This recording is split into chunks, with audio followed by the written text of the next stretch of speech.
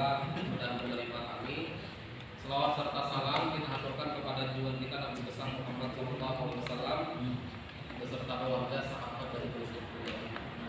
Yang menghormati Pak Edi, Ketua Ansor Kabupaten Banjar, Ketua Ansor Kecamatan Kuntang, dan tentunya senior-senior semua yang hadir pada hari ini. Jadi sebagai latar belakang daripada sebuah perjalanan ini adalah bagaimana program Ansor ke depan. Ini adalah program yang sifatnya lebih kepada pemberdayaan anggota. Jadi kalau sebuah organisasi masih programnya adalah hal-hal yang sifatnya seremonial, kita terlalu sering kegiatan seremonial, misal peringatan Isra-Mi'raj, peringatan Maulid Nabi, peringatan ini, lomba ini, lomba itu. Jadi peringatan ini hanya menurut saya bagian daripada bentuk kegiatan silaturahmi. Tapi bagaimana organisasi bisa kuat, kemudian anggota bisa bertahan lama, bahkan merasa memiliki, maka program itu adalah program penguatan kader yang dapat memberdayakan organisasi secara kelembagaan, yaitu anggotanya. Nah, program inilah yang menurut kita mulai dengan hal-hal yang kegiatan-kegiatan yang sifatnya lebih produktif. Nah, Kabupaten Banjar itu dikenal dengan penghasil ikan air tawar terbesar di Kalimantan Selatan, Tengah, Timur, Barat dan sebagainya. Bahkan ikan patin nila kita itu dikirim ke Kalteng, Kaltim dan Kalbar, baik dalam bentuk hidup ataupun dalam bentuk pupuk. Hanya saja saat ini stok yang ada akibat pertambahan jumlah penduduk, apalagi nanti ibu kota negara baru itu resmi tanggal 17 Agustus beroperasi di Kalimantan Timur. Ini bulan Juli ini itu perpindahan ASN itu sudah mulai.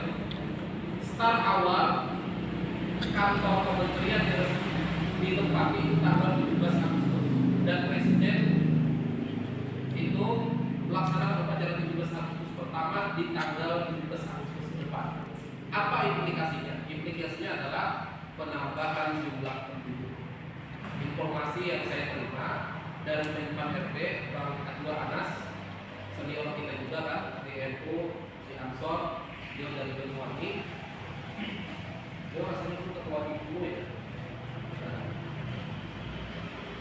jumlah penduduk IKN khusus IKN Provinsi Baru di Kalimantan Timur itu nanti jumlah penduduknya maksimal 2 juta orang. Kira-kira apa implikasi ketika penambahan jumlah penduduk? Perlu makan, perlu tempat tinggal, pendidikan, ya kan? Perlu wisata dan lain-lainnya. Artinya kalau ada iklim kehidupan, kira-kira apa yang diperlukan? Sama seperti kita perlu makan, ya kan? Perlu tempat tinggal, perlu wisata, perlu pendidikan dan sebagainya. Nah, ini menjadi peluang bagi kita provinsi terdekat dengan ibu kota negara. Kita lihat, mungkin yang belum pernah ke Jakarta membayangkan adalah bagaimana Jakarta ditopang oleh Jawa Barat, Banten, Jawa Tengah dan sebagainya. Begitu juga nanti Kalimantan Selatan. Jadi ketika ibu kota negara ada di Penajam Pasir, berbatasan langsung dengan Tanjung, Balangan sampai ke Kabupaten Banjar. Satu hal lagi yang perlu diinformasikan, kebutuhan beras dan lain-lain saat ini Kalimantan Tengah dan Timur itu dipisah mendatangkan dari Kalimantan Selatan.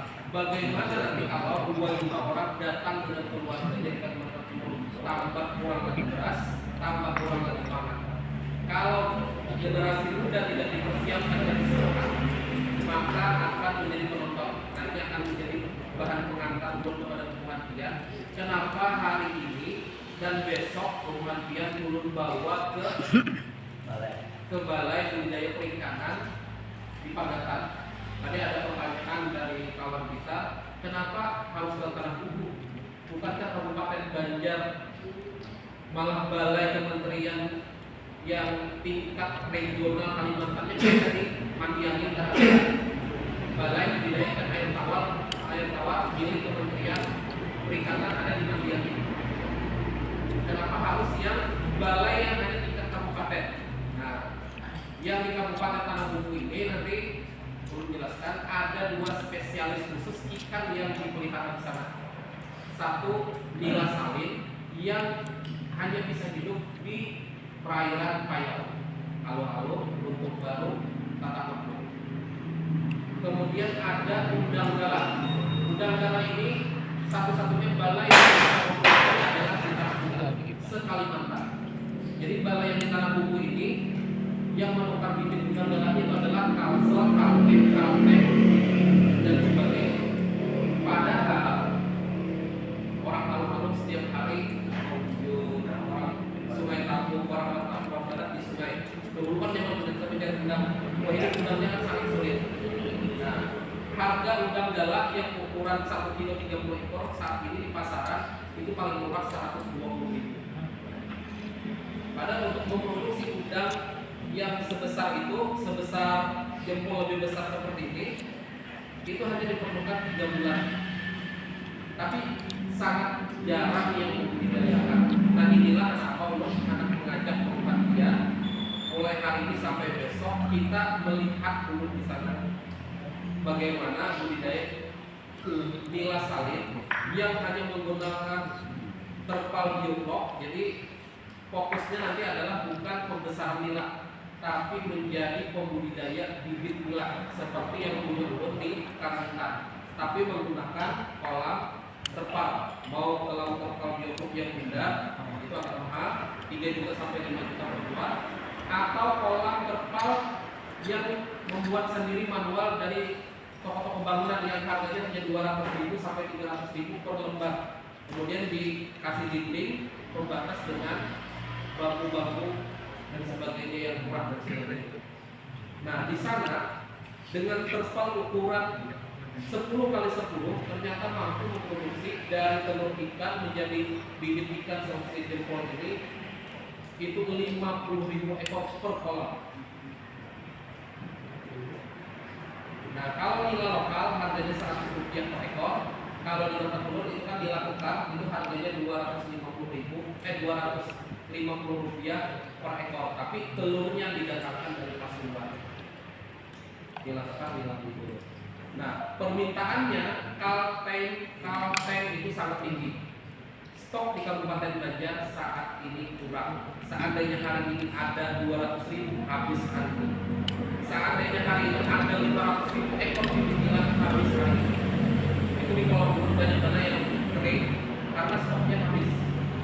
Perlu waktu lagi 1 bulan. Nah, besok belum membawa perhatian mudah-mudahan tertarik sehingga tercipta kemandirian anggota-anggota Ansor Banser dalam bidang ekonomi, sehingga tidak ada alasan lagi BNI karena mengizinkan bilang ngepam dan sebagainya.